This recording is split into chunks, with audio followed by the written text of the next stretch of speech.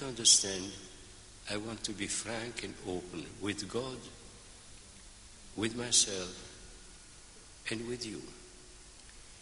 So I will continue to ask questions and hope that they will mature in you and that you will find answers which perhaps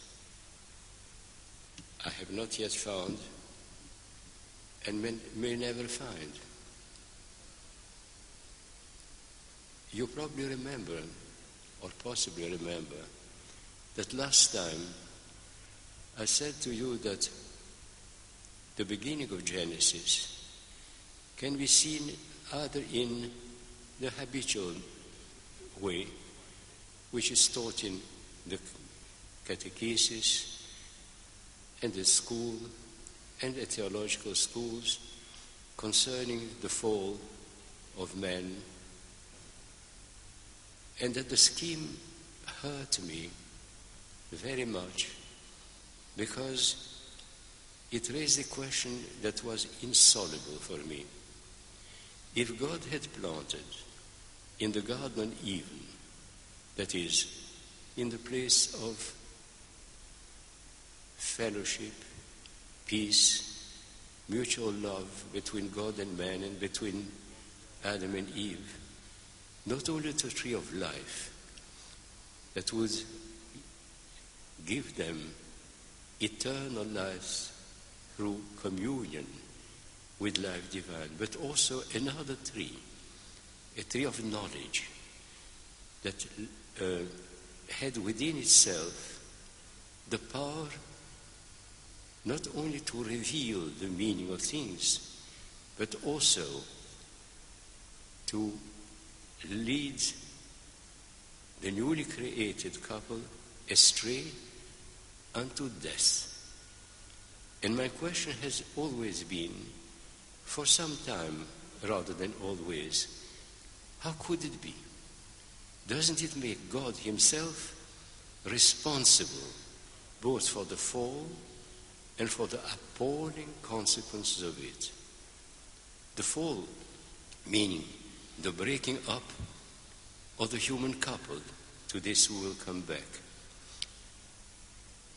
The breaking up of all the harmony and structure of the created world.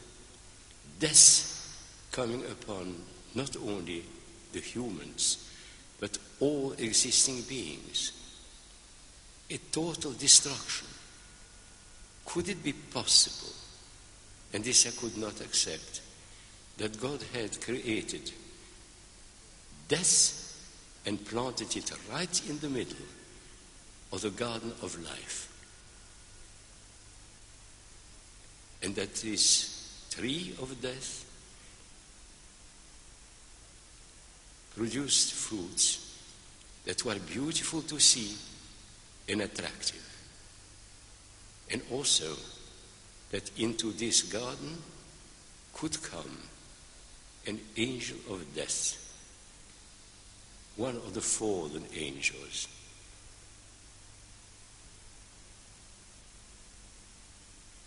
For a long time, it was a real serious problem. And then I came upon a quotation which I have already quoted to you, and I'm sorry if I repeat myself, but I want you to understand how acute the problem is for me. A quotation of Saint Irenaeus of Lyon, in which he said that apart from the tree of life, which meant direct communion with God, feeding on all that God could give, and eventually all that God was, because he wanted us so to commune with him as to become partakers of the divine nature. There was this second tree, the tree of knowledge. And this tree of knowledge was not a tree of death, but an alternative way for humanity and the created world to find its fulfillment, its completion, and ultimately its total communion with God. But this meant that mankind, and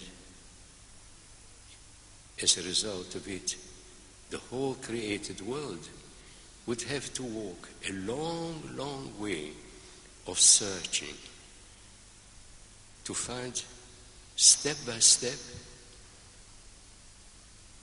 the truth about God and enter into an ever deeper communion of understanding and communion of life with Him. I'll give you a quick example or an image by saying that in our limited world, we can know a person through the fruits of his thinking or of his activities. I'll give an example, that if you look at a variety of icons, although they represent the same Lord Jesus Christ and the Mother of God and the saints, the hand that painting them is different. And you could say, this icon is Theophan the Greek. This icon is Leonidas Piansky. This icon is Rublov. This icon is Father Gregory Krug, etc. It does not mean that they are untrue to the basic subject, but it means that each of them communed with God, received a knowledge of God through this, in this communion, and projected it on canvas or on wood. And each of them has something absolutely true to say, but it is true as seen by a given painter. It does mean that each of them is incomplete, in the sense that none of them is the true image of Christ or the Mother of God, of one or another saint. And that is quite obvious, because it is only the person himself or herself who is the true image of the self. And in that respect, there is something analogous that we think of Christ in his incarnation.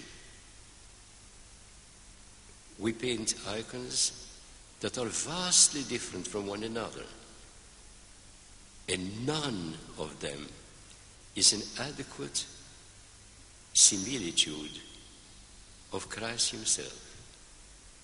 Each of them represent Christ as I see him, Christ as I know him.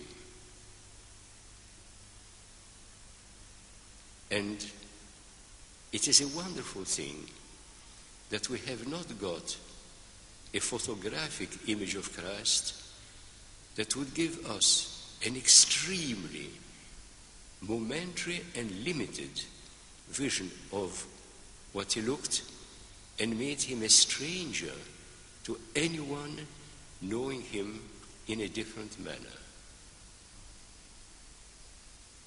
To use a vocabulary which is current and simple, there is the Russian Christ and the Greek Christ and the English Christ, but there is also the black Christ and the Chinese Christ, because each nation, when they wanted to represent their God, become man. God in the flesh could represent him only in the features of his own nation.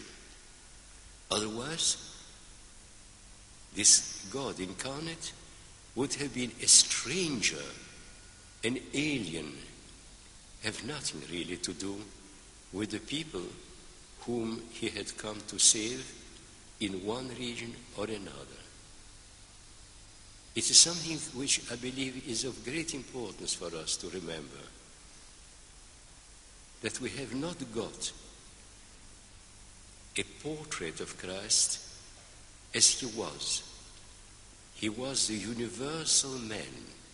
Yes, he had temporary human features, but these features changed, as it were, in the eyes of those who looked at him.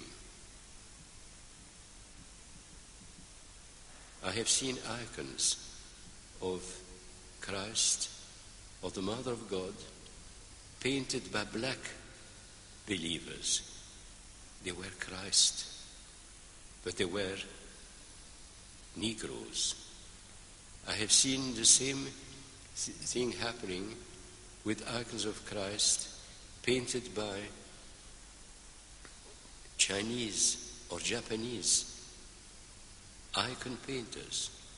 It was Christ on each occasion, but in features that everyone could recognize, because he was like this,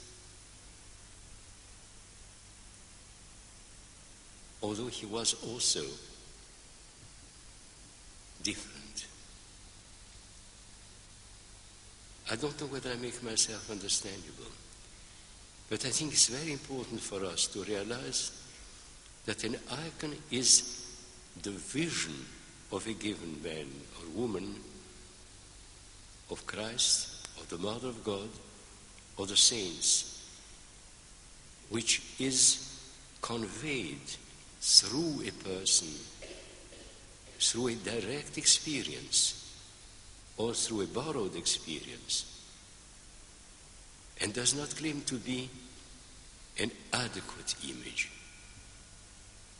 The same is true when we speak of God. All the saints have spoken of Christ, of the Mother of God, of saints, of God altogether, and each of them, not from a different point of view, but with a different nuance, in a way that was not identical. They knew him at times as a judge, because they saw him at that moment in the context of their own sinfulness, and they could not see him otherwise than the judge. And then, when they repented, when they changed their lives, they saw in him the merciful Savior, the one who had chosen to die for them to live. And what is true in icon painting is also true in all the ways in which we try to convey things concerning God and the spiritual life. Indeed, I could extend this thought by saying it is also true about the way in which we convey to one another what we know about a third person. How often it happens that two persons know a common friend, and speaking of him or her, they discover that this person is seen in a quite different manner by the other. You must have this experience, and not because the person had treated them differently, but because the message was received in a different way. Now, if the message is received in a different way,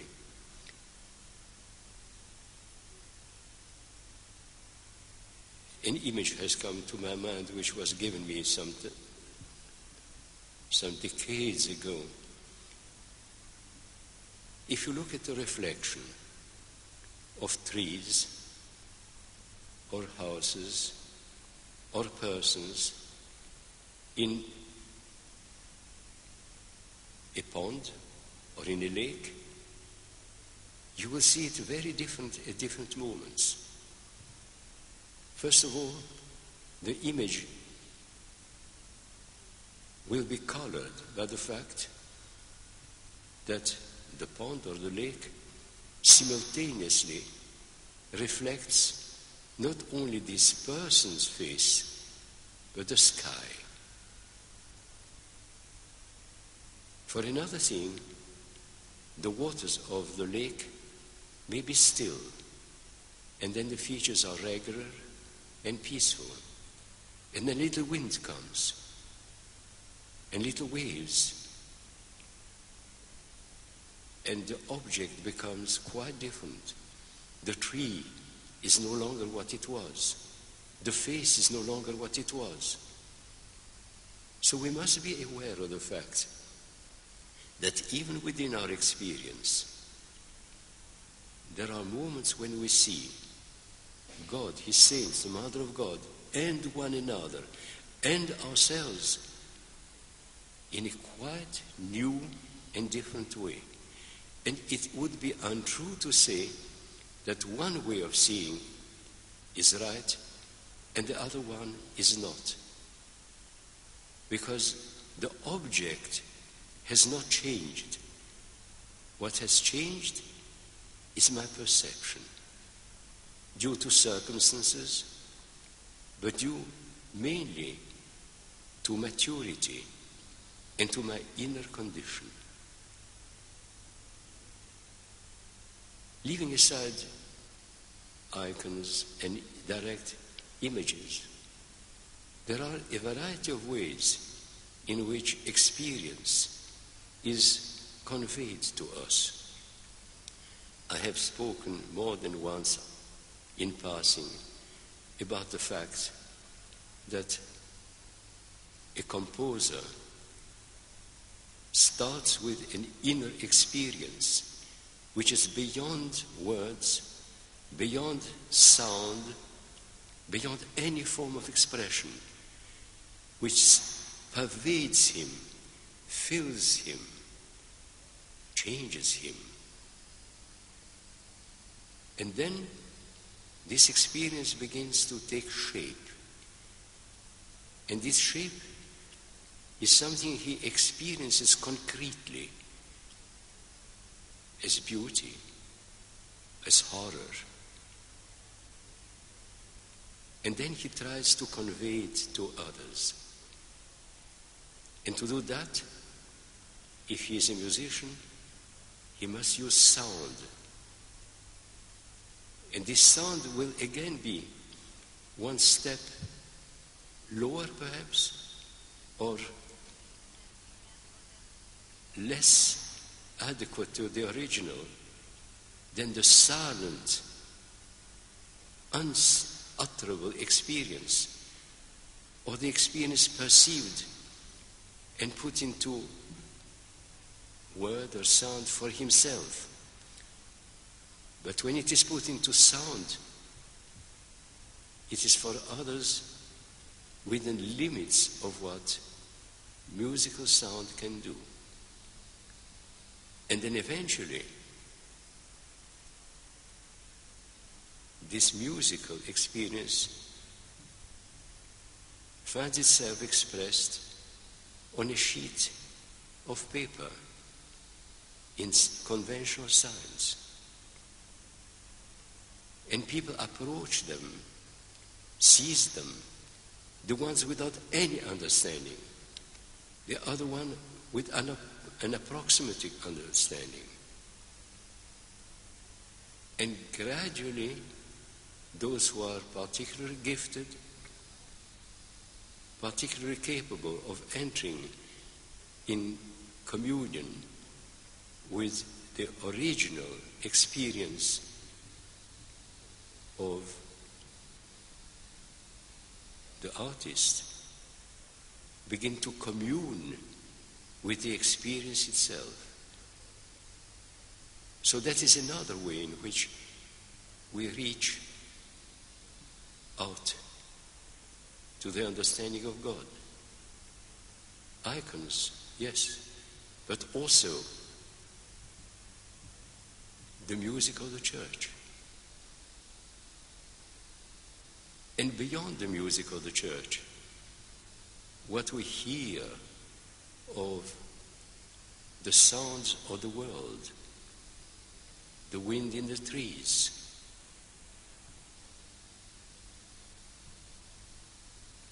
I remember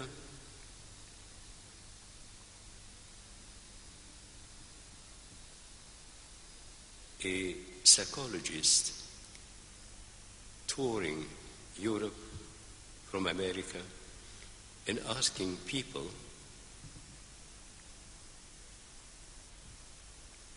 the same question, or rather two questions. The one was, what is silence? And the other one was, what is a tree? And I remember that being questioned myself and having given awkward answers, I turned to one of our young people here, an educated, the son of a cultured family, and said, what is a tree? And his answer baffled me. His answer was, a tree is wood for the kitchen. He saw nothing else in the tree. And I asked afterwards, a very simple, uncultured young girl, and she smiled at me with a radiant smile and said, a tree, but it is beauty. The shape of it, and the wind blowing through it and producing a whole harmony of sounds. And the rain falling and creating music. This, for me, is a tree. So is it also the way in which we experience God.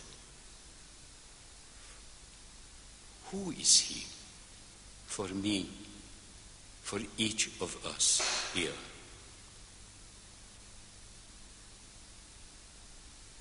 Is He simply a creator?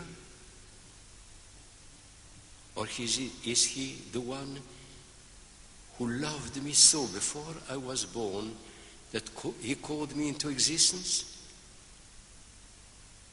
Is He the one who watches my life, ready to punish me for betraying His expectation?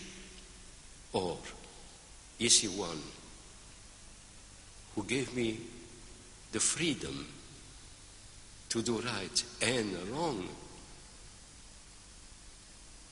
but has become man Himself in order to die and save me? And this applies, I believe, to all forms of art and all forms of expression and to science. And I'll give you one more example, which probably is unexpected, both in itself and coming from someone so, well, heavy mentally and perceptibly as I am. There is a passage in one of the great ascetics. It is either Saint Ephraim of Syria or Saint Isaac of Syria. I can't remember at this moment. But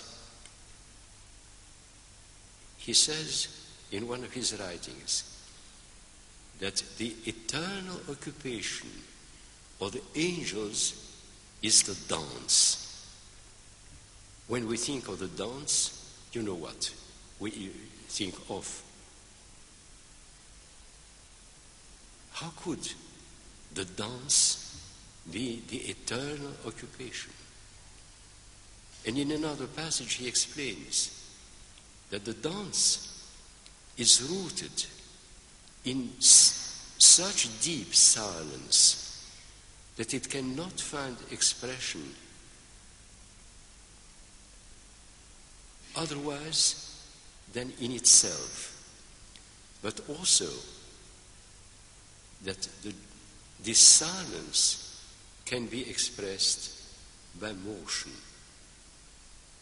by harmony, by the beauty of motion without any interrupting noise, any interrupting thought, any interrupting words. I had this in mind, that was about more than 40 years ago, when I met a Greek theologian. He had never been in Russia. He worked for the World Council of Churches, and on return from his first visit to Russia, he said to me, "You know, I know now what prayer is." I was surprised, because he was teaching theology. He was a man of faith, a man whom I admired for his integrity. And I said, "Where did you discover it? In one of the churches, one of the monasteries, or by meeting someone who is a carrier of faith and prayer?" He said, "No. I discovered what prayer was when I went to the ballet and saw one of the ballerinas dancing, because there was total silence within her, and this silence was expressed in perfect gesture and movement." This is a modern illustration of something that, as I mentioned it to you, was said in the 6th century of our era. So that even there, we must be able to look for a revelation of truth. Obviously, dancing, like painting, like singing, like speaking, can be a destruction, a barrier. But in itself, there it is. It is a depth of silence that can express itself only in the harmony of a gesture. In the same way, this tree of knowledge speaks to us of the discovery of the mysteries of the created world, of a world created by God knowingly in science. Science is now developing, widening in an incredible manner. It becomes very mysterious to the non-initiated. And every decade changes it. I was trained in science. My professor of physics was Maurice Curie, the nephew of the great Curie. I should know something about physics, and I know now that I know nothing. In his last lecture, it was in 1931, I think, no, 32, Maurice Curie said to us, having just discovered one more atom for Mendeleev's table, the atom shall never be split, because if it be split, the whole world would explode. He was one of the greatest atomic scientists of his day. So that here again, we see science, whether it's physics or other sciences, expanding in width and in depth and in mystery, forcing us to look at the world in which we live, shall I say, in terms of an icon. The visible revealing to us the invisible. And more often, as far as science is concerned, the visible challenging us to search for the invisible, to stand before the mystery of the world and ask ourselves questions.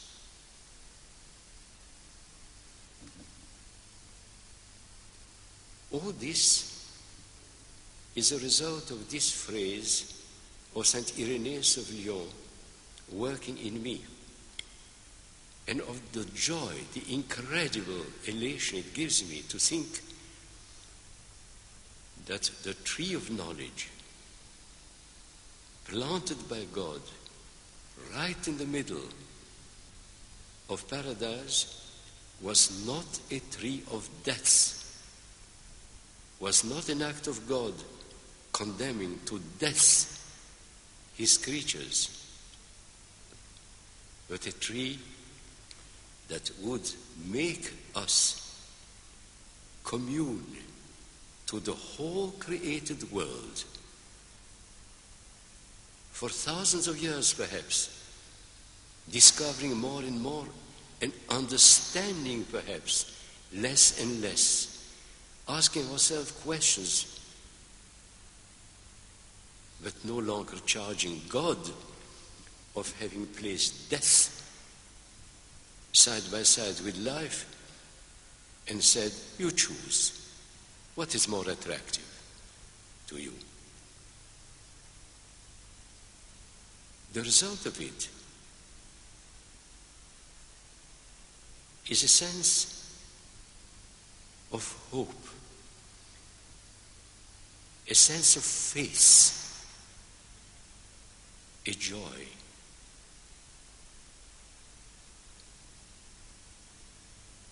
Because side by side with the knowledge which the visible world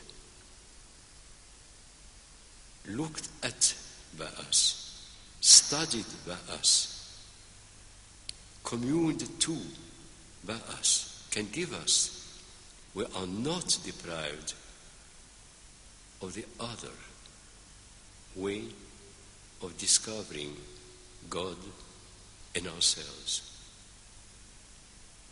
This is the greatest wonder. And yet, two things coincide. On the one hand, when mankind, all of us, search the created world, as we can examine an icon, listen to a piece of music, look into the beauty of the world, try to understand the mystery in scientific terms. Whenever we do that, we are at the same time searching for the living God. Not all of us, obviously. There are some who are creative artists or scientists who are totally involved in their search. But at the heart of their search, whether they know it or not, there is the original act of God that made things what they are and allow them to unfold before us in understanding, in meaning, and in beauty.